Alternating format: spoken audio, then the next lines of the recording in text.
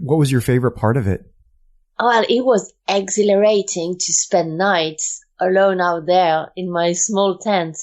For me, it was the first time I was doing something this long and on my own all the way. So I just love that. I really love that feeling. It's just something amazing. Freedom and inner peace. It's quite amazing. Welcome back to the Pursuit Zone. I'm Paul Schmid, and I interview explorers from around the globe to bring you their exciting stories. These are people that dream big, break out of their comfort zones, and take on ambitious pursuits. This is episode 191 with Rachel Frei Bandieri, where we talk about her solo winter trek in northern Finland. Let's start the show, and let me introduce my guest. She is a Swiss outdoor explorer that likes the challenge of winter adventure. She has competed in 2 Arctic winter races in Finland, the Rovaniemi 150 and 300, as well as the Arrowhead 135 winter endurance race in northern Minnesota. In February 2019, she set out on an expedition called Arctic 1000, a 1,000-kilometer solo and unsupported trek in Lapland, the northernmost region of Finland. Her planned route was from the Lapland capital Rovaniemi to Lake Inari and back, but due to equipment troubles, her journey ended at 700 kilometers on day 20. You can learn more about her adventures at her website, thestridersadventures.blogspot.com. Rachel Frei Bandieri, welcome to the Pursuit Zone. Hi, Paul. Thanks for having me. Rachel, what was it like growing up in Switzerland? I guess it was nice. I mean, I was lucky enough to grow up in a small village in the countryside, so mainly surrounded by nature and animals. Switzerland is a very small country, but yet there's a lot of people. We have 4 national languages with very strong different cultures. It was interesting. But strangely enough, I never felt a deep connection with this country, and I always felt that calling for traveling abroad and going further. So maybe that's because my family background is very international. From your village where you grew up, could you see mountains? Yes. But not the Alps. Well, the Alps, but they are much further away. I was very close to a mountain range called Jura, and so I was most of the time going up there, climbing up there. I read through your bio, and you spent some time working as a criminal police officer and self-defense instructor. I wanted to ask you, what was that experience like? I loved it really much. I loved that job, even though it's probably nothing like being a cop in the US. It was a great time, and I left mainly for administrative reasons. But I never regretted my decision. And also being a self-defense teacher taught me a lot about myself, my self-confidence, I would say my own strengths and the mindset behind it. So yes, it was a great time of my life indeed. When I was looking through your blog, of course, I'm aware of the Alps. I'm aware that people go hiking and trekking in the Alps, but I'd never heard the term Alp trekking before. And so I was curious about that because about maybe 10 years ago, I think, correct me if I'm wrong, but you did this Alp trekking route. Can you tell me a little bit more about what is this Alp trekking? Yeah, the Alp trekking has been created by a guy, I think he's a Swiss guide and a mountain guide. And actually, this route, the Alp trekking route, is made of all the main tour in the Alps, like the Mont Blanc, the Monte Rosa, all these big trekking tour. And this one is linking all of them together. So it's about 500 kilometers. I love a positive elevation gain, like 32,000 or something like that. When I quit the police, I really needed to do something. So I set off on a journey on my own. And I did this tour, this Alp trekking, in 14 days solo, in total, nearly total self-sufficiency. That was my first big expedition. I know that a lot of these routes, you can trek hut to hut. Is that still the case here, or is this designed for you to do more wild camping? Yes, well, it's designed, the route itself is designed to go from hut to hut, but it's not the way I like to do it. I'm really much into being independent and doing my way. So I was really unsupported. So I had my tent, a very minimalist backpack. As you wrote to me, it was the adrenaline and freedom formula. So it's really like cover as much as I could every day and stop whenever I wanted. So I slept outside all the time. I had everything with me, so I didn't need to stop at any huts or whatever. So it was really, doing as much distance as I could and stop whenever I was tired or I could find a good spot to sleep. So that's the way I did it. I had really the minimum gear necessary to be safe and sound out there, and food reserved for 5 days. And my husband came twice with food supplies on the whole trip. Now, I couldn't find the article that you wrote up in English. I found it I think it was written in French, and I did a Google Translate on it, and it came up with the phrase war pharmacy. And I thought that was funny. Yes. What does that mean? Oh, it's because whenever I give public speaking, public talks about this, people always ask how much I bring for, medicine and all this. And I'm like, well, it's really the minimum possible, that just a few stuff if I get injured or, just to be able to get going to the next point. But I really keep everything at the minimum. So, that's what it means, more emergency pharmacy than anything else. What did you find to be the most challenging part of that Alp trek? Well, that year, I left in July, and that year the snow was very abundant, especially above 3,000 meters. It made the trail very hard, and sometimes I had to change the route. So the most challenging was to find another route, especially on the Italian side. And also just basically to find the route there, because it was about 10 years ago. It was 10 years ago. And it was far less touristy than it is nowadays. So sometimes there were just no more signposts. I had no clue where to go. So that was the most challenging for me. Yeah. And also these mountain passes that were so much covered with snow. What was your favorite part of it?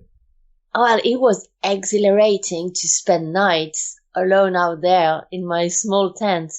For me, it was the first time I was doing something this long and on my own all the way. So I just love that. I really love that feeling. This is something amazing. Freedom and inner peace. It's quite amazing. Let's talk about the Arctic 1000. This was an adventure that you dreamed up. And how did you get this idea? Well, since the Alp trek, I kept on with doing these kind of expeditions because I really found out it was my thing, to go minimalist and this different approach of enjoying the outdoors. Then I took part in these Arctic races. And after the last Rovaniemi 300, I really wanted to do something in the same line than one of my expedition called Hiking for the Arctic, where I was a solo again, but with my 2 dogs. And it was in Scandinavia in summer. So I wanted to do something a bit similar, but this time in winter. And again, solo, self-supported, and covering very long distances. And I had this figure of 1,000 kilometers. It's something I really wanted to do. I was the first woman to complete the Rovaniemi 300 back in 2017. And so I said, okay, now I can, push it to the next level and try to be the first woman to do something like this here in Lapland, like this 1,000 kilometers on my own. That's how I got that idea of a Arctic 1000.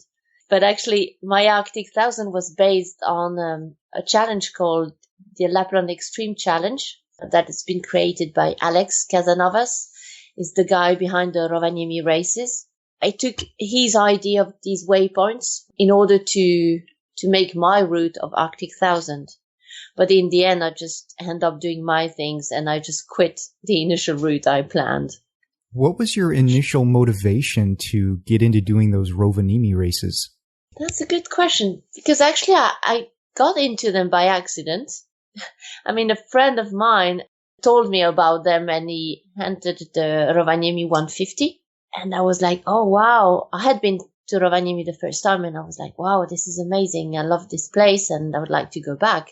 So I decided to enter as well. But actually, this friend never came and I did. I went. It was super scary. You just can't believe it. I mean, I had no clue about Arctic races or winter races or whatever. But I went afraid, but I went. I remember it was the toughest race I ever done.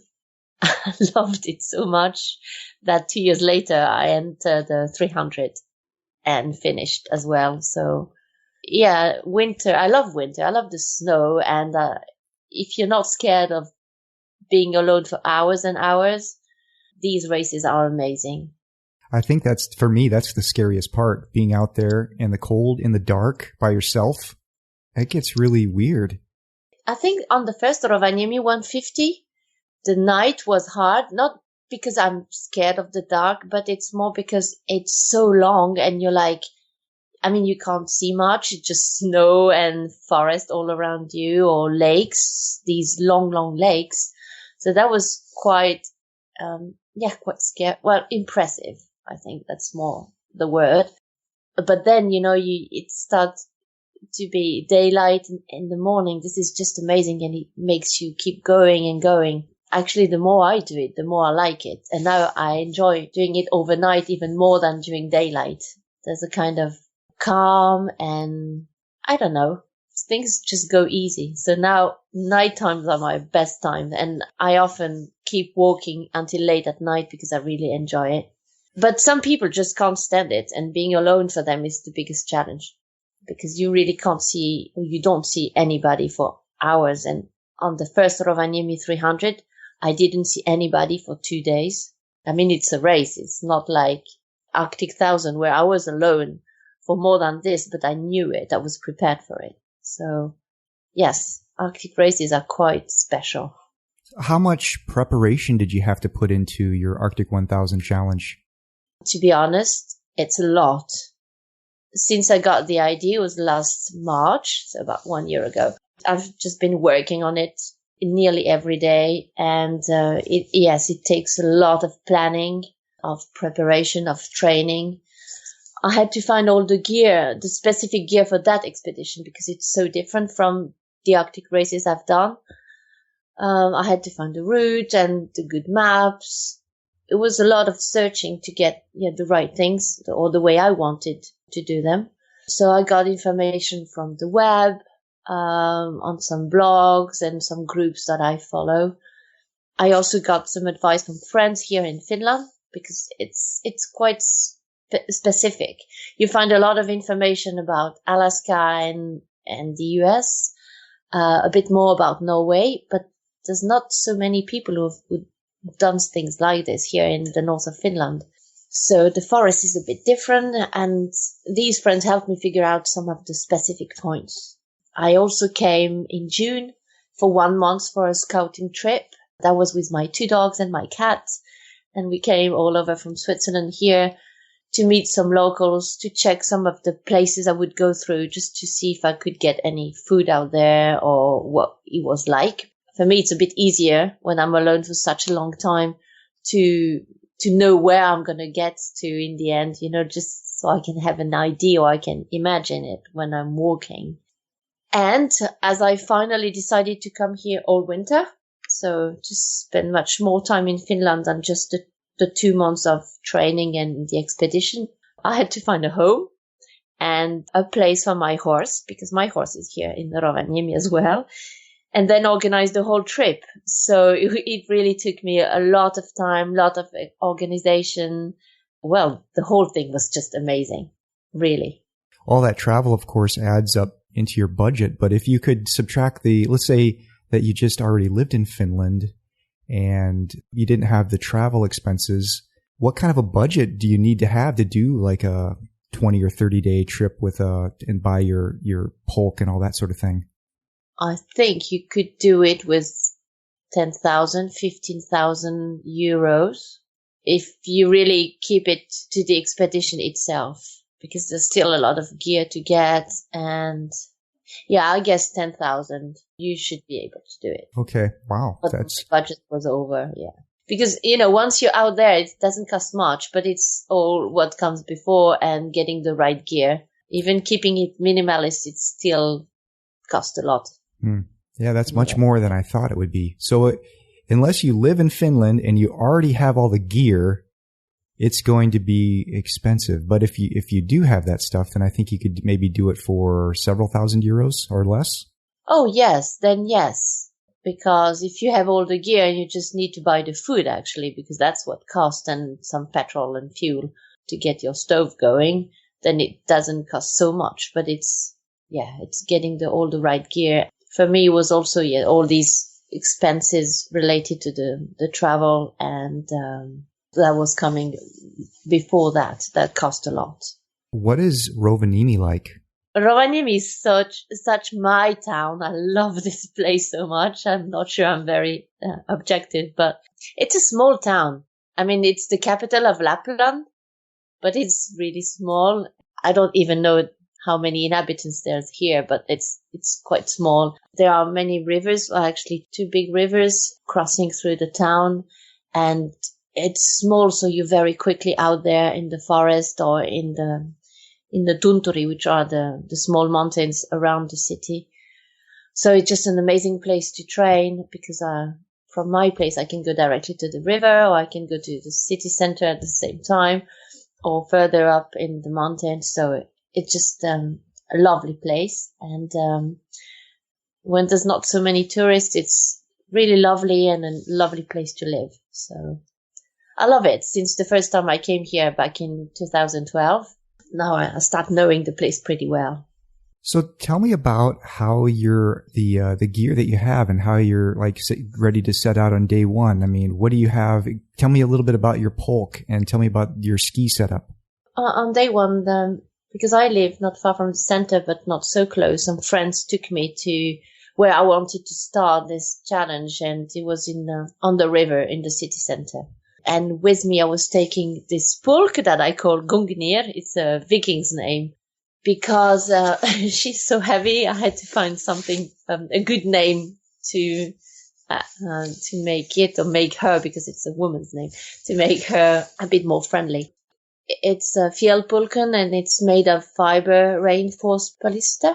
I needed something a bit more solid, more rigid as well than the lighter one I use for Arctic race, because, it really needed to be able to go through every kind of terrain in all conditions and to be really solid.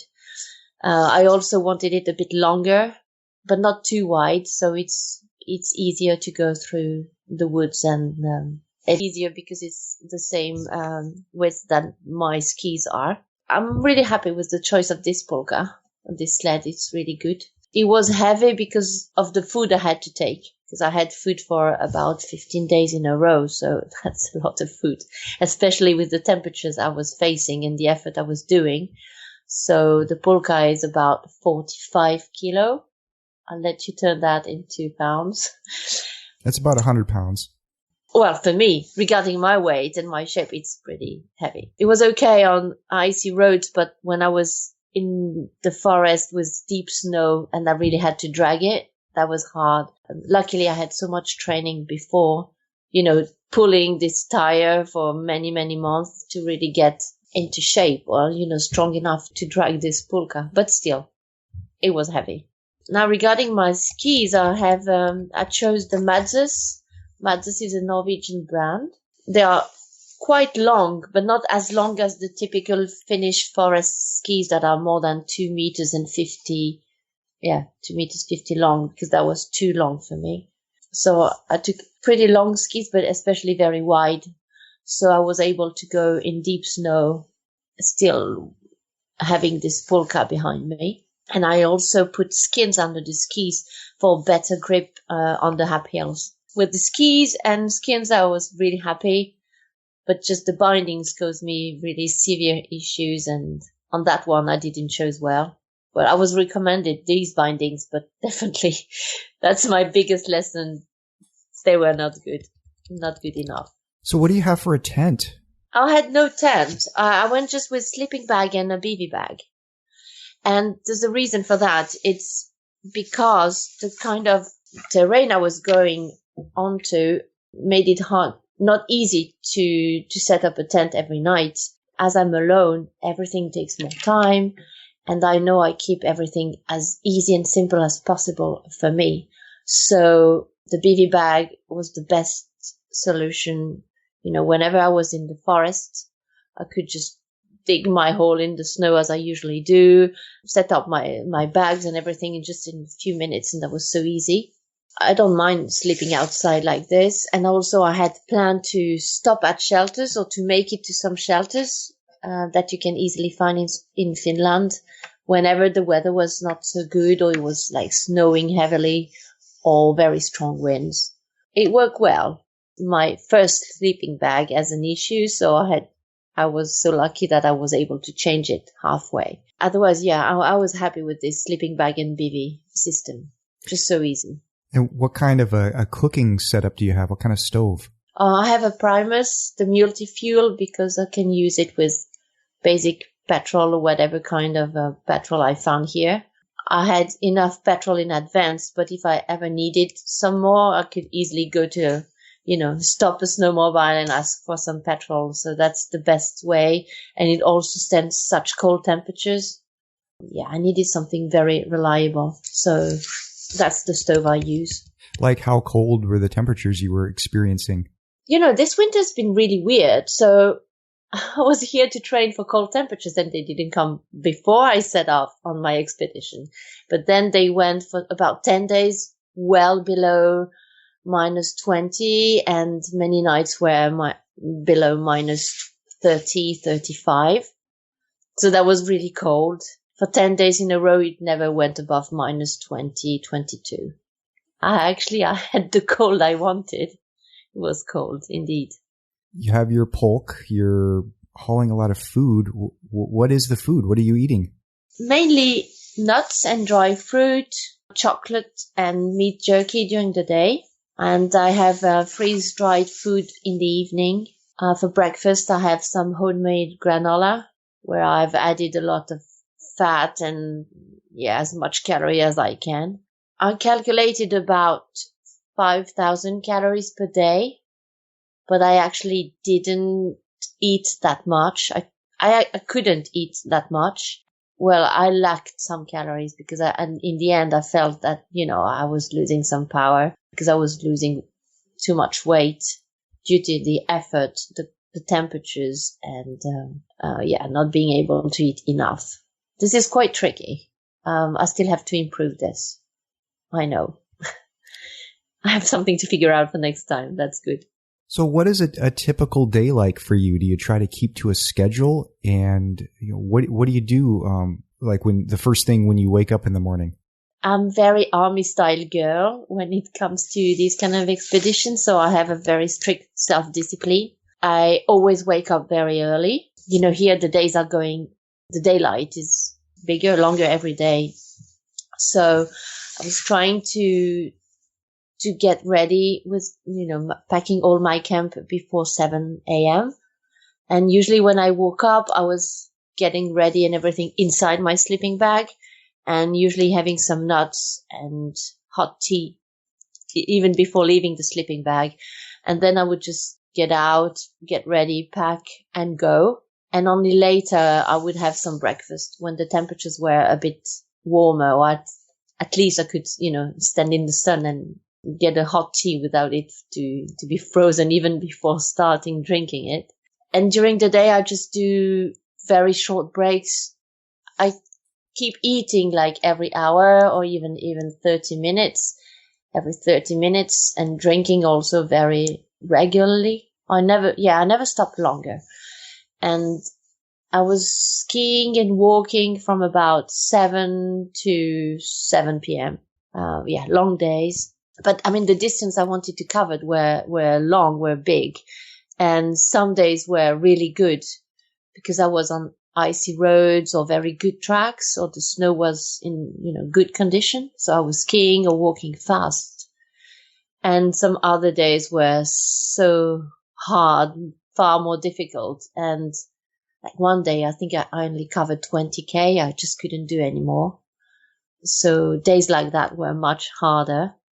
But, I just keep going because I know it's going to get better. And even if it's really hard and it seems like time never goes by, at some point I reach a crossing and I set another goal for the next 5K and the next 2, and it keeps me going all along like this. So that was it. At night, when I decided to stop, I also had a routine to make sure I was not getting cold or not having any issue relating to the cold. So I would just start boiling or melting snow and boiling water. And in the meantime, I would prepare my camp, get on more layers or change any layers I wanted to change. So keep active all the time my water was boiling. Yeah, make sure I was nice and safe. And then when everything would be ready, I would just go in my sleeping bag to eat and warm up my power banks to charge all my devices. And then sleep, because the nights were pretty short in the end. How are you navigating? That was something extremely important because, being alone out there, I couldn't get lost. And there's no route. I mean, I was doing the route I wanted, so a lot of the time was just through the forest and reaching to another road and then taking the snowmobile track to a place and then again the Metzel of the forest. My navigation system was made of my Garmin InReach. It's the satellite device for the places where I don't have any network, and also because I can send emergency messages anytime to my team. And I'm also using a Finnish map called Mapitare, which is only on cell phone that you can have offline. So this one is really good, and I was using both systems all the time. That was good. I was really happy with it. This system worked very well. At some point, because of my bindings breaking, I had to change the route to go to a ski resort where I could fix it. So it was not on the maps I had drawn initially, but just by using the Mapitare and the map on the InReach, I was able to find a new route. Then I made it every day like this, and it went extremely well. As long as you're good in navigation, you can manage really well out there. Did you have a paper map and compass as a backup? I thought about this a lot before setting off, because usually I always have paper maps. But the distance I was covering here was so huge and the area pretty wide. So in the end, no, I went without any. It was too complicated. I should have bought so many maps and cut them to make something not too heavy to carry. So I decided no, because, in the end, if I couldn't use either my phone or my InReach, then I had to stop the expedition because I had no backup. So no safety in case anything happened. I didn't want to. So I said, no, they will work. They will be fine. And so I don't need any maps. I don't know if it's a wise choice or not, but I made it, and it was good in the end. When you're out there, do you listen to music? No, never. Do you know why?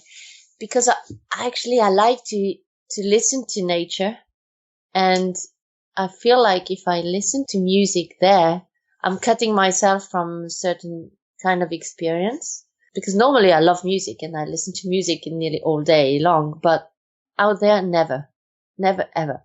I sing out loud. I have music in my head, but no, I don't.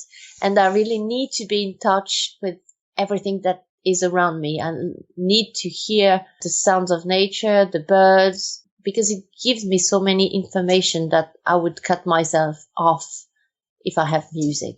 So no, never. What do you see out there for wildlife? I was a bit disappointed because I didn't see as much as I wanted or hoped to, compared to summer, for instance. I saw mostly reindeers, and it's not real wildlife because there are not real wildlife animals. I saw rabbits, lots of birds, and only footprints of wolves and elk, but I didn't spot any. They probably saw me. And yeah, that was it. That was it. Not so much wildlife out there in this winter. But I don't know if you have been to Finland, but nature is so amazing there. I really love it.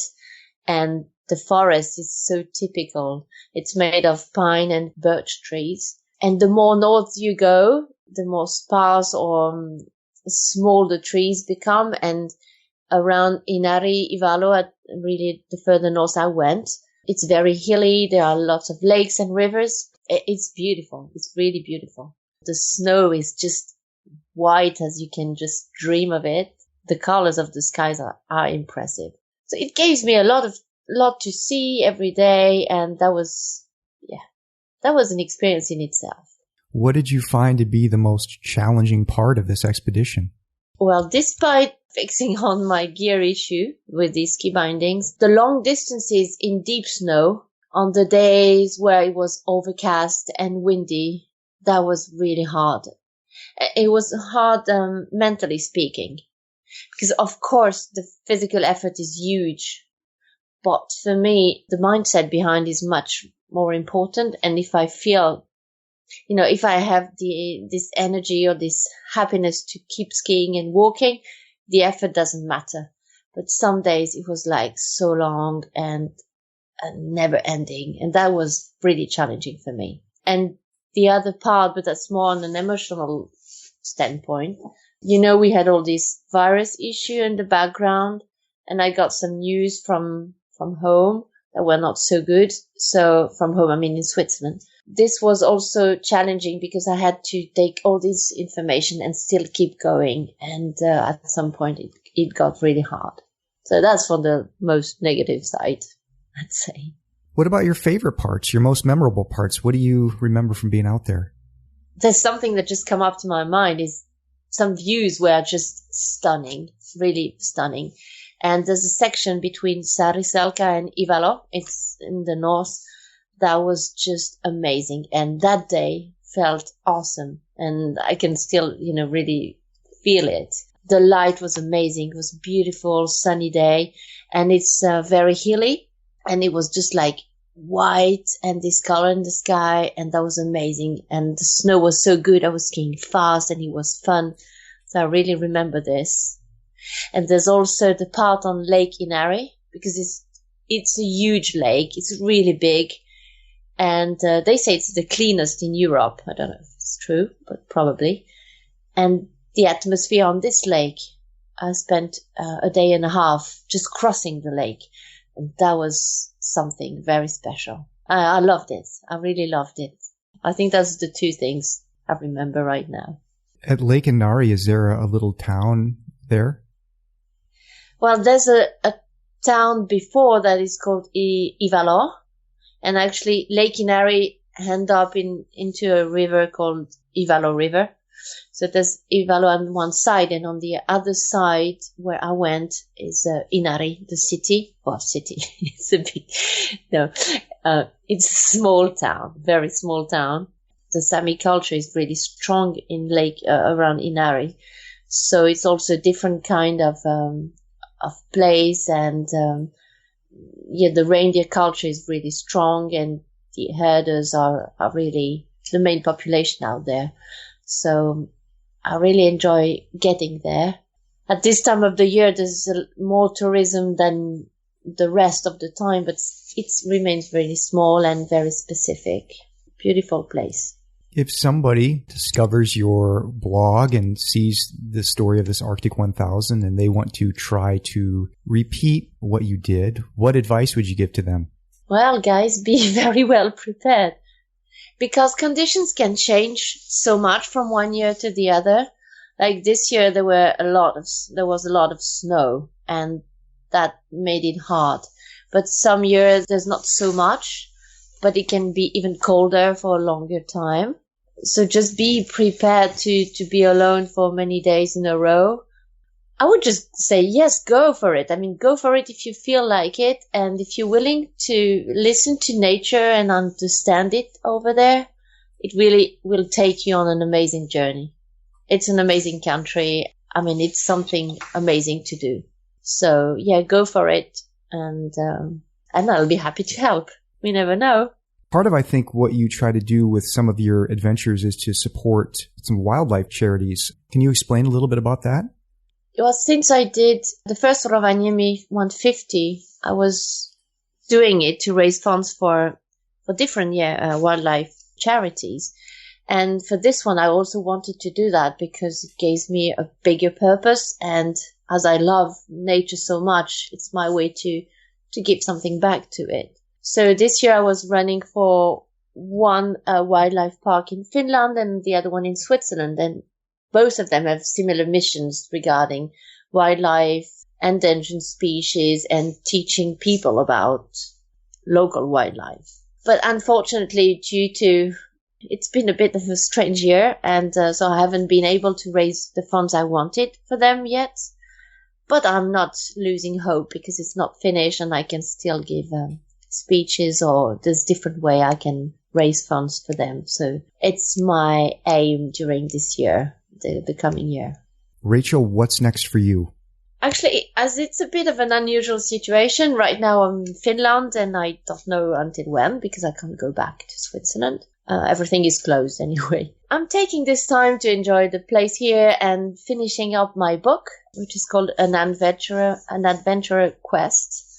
And this is the story of my recovery from bulimia and how I became an adventurer, an outdoor explorer. And I'll also take time to share this expedition and talk about this. So that's it for now. I don't know what's coming next. How have you been enjoying the book writing process? Oh, I love it. I've always loved writing. Writing on the blog is fun, but I'm not a real blogger. Like people who do content every week. I'm not into that so much. But I love writing and sharing my experience or my stories, because I think it can inspire other people to live their dreams or to think differently. So I really enjoyed it. And now I'm like, okay, there's not much else I can do. So at least I better try and finish this book now. What stage are you in? Are you just in the final editing? Yeah, I'm pretty close to the end. I'm just finishing the last chapters because I was not so happy with them. And then I have to edit the book, find someone maybe who can reread it for me, correct it, and then I want to publish. And I will go for self-publishing, I think, because it's the easiest way nowadays. Except if I found someone who wants to publish it. Yeah, that's always, I guess, maybe a little more challenging, adds more challenge to the book adventure. Yes. And a lot more time as well. Indeed, yeah. I was going to ask, what language is it coming out in? It's in English. I always write in English because, I can't really write in French. My blog is in the two language, but you know what? It's I always translate from English to French and not the other way around. So no, this book is in English. Do you have a goal in mind of what date you will release the book? No. I would like for this summer, the latest. If I can do it before, that would be awesome, but I don't know. It could be ready. I really have not so much to finish, so I should just now get my head down and work and write. Well, good luck. Good luck with the book. And how can people, if they want to find you online, how can people do that? They can reach me via email if they want at Rachel at stridersadventures.com. But there's also my Facebook page, RFB Outdoors Adventures. And I'm on Instagram, Rachel the Striders Adventures. So I think that's the easiest way to contact me. And apart from the blog, there's also my website, which is more for coaching, but people can reach me through this website as well. And that's rachelfreibandieri.com.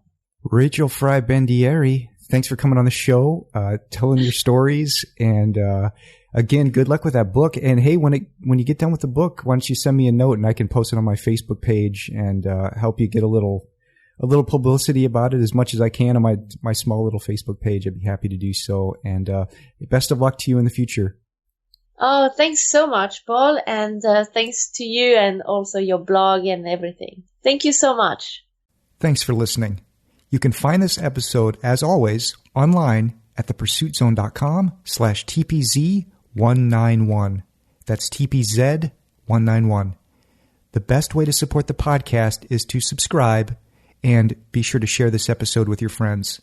You'll find subscription links at thepursuitzone.com. If you are listening on YouTube, be sure to give this a thumbs up and subscribe to that channel. You can like and follow on Facebook and Twitter. The tag is at The Pursuit Zone. If you want to write to me, you can do so at paul@thepursuitzone.com. If you want to leave a voice message and maybe get a chance to have your voice on the show, you can do so at speakpipe.com/thepursuitzone. This episode was recorded on March 27th, 2020. For the show notes and more great adventure travel podcasts, visit thepursuitzone.com.